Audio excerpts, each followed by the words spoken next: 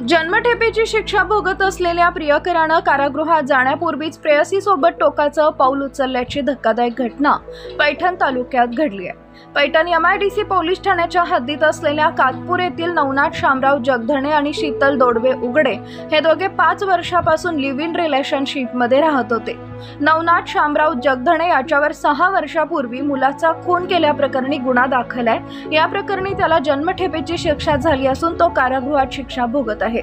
सध्या तो 1 महिन्याच्या पॅरोल सुट्टीवर आला होता। त्याला 28 मार्चला पुन्हा शिक्षा भोगण्यासाठी जाण्यासाठी जायचं होतं। नवनाथ जगधणे हा शुक्रवारी सायंकाळी विहिरीत उडी मारण्यासाठी गेला होता। त्यावेळी नातेवाईकांनी समजून त्याला परत घरी आणलं होतं।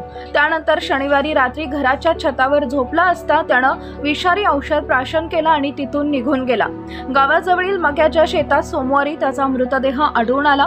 शीतलचे लग्न दुसरीकडे झाले असताना तिचे नवनाथ बरोबर प्रेम संबंध होते। नवनाथ तिला भेटण्यासाठी तिच्या सासरी गेला असताना तिच्या 6 वर्षीय मुलाचा खून त्यानं केला होता।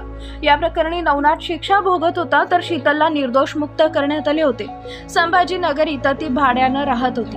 काही दिवसांपूर्वी कातपूर इथं ती आली होती। सोमवारी दोघांचे मृतदेह आढळून आले आहेत। दोघांच्या आत्महत्येचं नेमकं कारण अद्याप स्पष्ट झालेलं नाही। या प्रकरणी पोलीस पुढील तपास करत आहेत।